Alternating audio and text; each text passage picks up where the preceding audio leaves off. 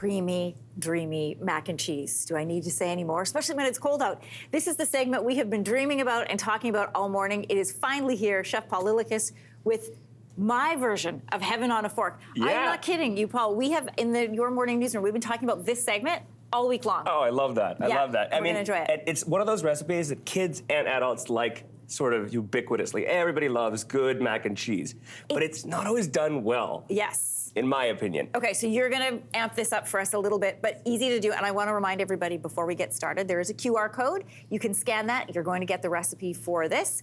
But you specify that your recipe has a little bit of an extra touch. Two-part. So I do it in two parts. So I'll tell you, I make this every summer at a camp that I work at, and it's such a favorite. And the reason why I do it in two parts is because it was a pet peeve of mine as a kid to see this beautiful creamy mac and cheese, put it into a casserole, and then baked until it turns into a block.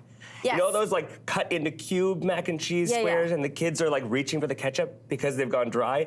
This I make in two parts so we keep the pasta creamy and we keep the topping crispy. Okay. Also, can I go to the camp where you are the chef? That would also be amazing. Absolutely. Estonian children's camp, you'd fit right in. Oh, yeah. You know, I'm so Estonian. Okay, you mentioned this crispy bread topping, which I also love as well.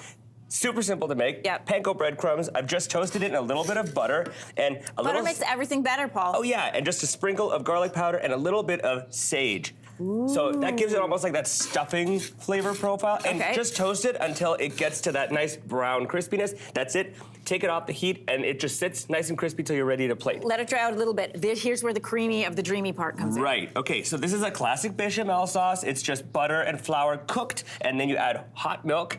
Hot is important to keep it creamy. And now we're just folding in the cheese. What kind of cheese, Paul? We're using a white cheddar here.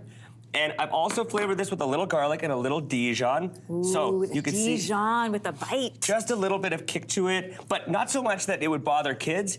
And then a sprinkle of sea salt, not too much. Oh, yeah. And now it becomes luxurious. And now you can pass me that cavatappi there. Okay, and reminder that my daughter calls these the twisty macaroni noodles, but they're actually called cavatappi. Okay. Yeah. Am I dumping? Or you could use macaroni. Yeah, go ahead, dump. Okay. You could add. Let's add, yeah, perfect. Mix that all together. Okay, now pass me that spoon, would you? Okay. And this is the creamy, dreamy part. Look at that. And you really want to serve this as close to fresh as possible. You can see the strings of cheese in it. it. And this is what makes people excited. So like to put this in the oven now, I think would be a crime against good food. Okay, so, crime against good food. So now we are just going to dish that up. Plate it up. I mean, listen, it's going to be -30 here tomorrow. This is all you need. Food. Exactly. It's cold snap food. Stay in, stay on the couch, serve this to everybody, and don't you dare put ketchup on it. We're going to I do love ketchup on my mac and cheese. But you're going to add something better than ketchup. Yeah, we're going to add some of these breadcrumbs here. Okay. And if you wanted to, you could easily turn this into a seafood mac and cheese. Yeah, tell me about what you put in there. I'm going to enjoy that. Okay, so my secret for making seafood mac and cheese is to just reduce the amount of milk. You can find it in the recipe by about a cup. You love it? That Dijon in the, It's so good, and you get that crispiness and the creaminess, a good contrast. But if you want to make it with seafood, just reduce the amount of milk, and then before you fold the cheese in, add it in and let it cook because some liquid will come out of that seafood and thin it like that additional cup of milk would. And that's it. Yeah, so you see over here. Can I try some? Absolutely. Okay. Go for it. And so you're saying shrimp. put the seafood in uncooked? Uncooked, but into the hot bechamel sauce and let it cook in there. And it will thin that sauce and it will add this beautiful seafood flavor. So I use bay scallops and shrimp. And yeah, for seafood lovers, that's perfect. But then you can also just make it the usual I used to make this with box pasta and a can of tuna, but this is much better. That's tuna casserole, right? Much better. I mean, we all grew up eating that. I love that. But you can see, making this from scratch is not that hard. It's easy to do, and you can get the kids involved. You get your kid up there doing this part.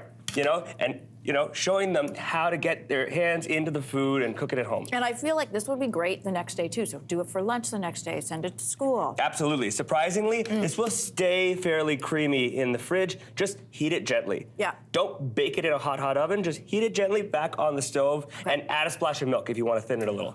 Everybody in Canada, just do yourself a favor and make this. Scan the QR code. The recipe's there. What's the address for the Estonian camp where you cook? I'll be there this summer. It's in Eudora. Shout out to Yögaru. We'll be right back. Thank you, Paul. Thank you. That crunch is so good. Hey, Hey, thanks for watching. If you liked this, be sure to subscribe here, or you can check out more Your Morning videos right here.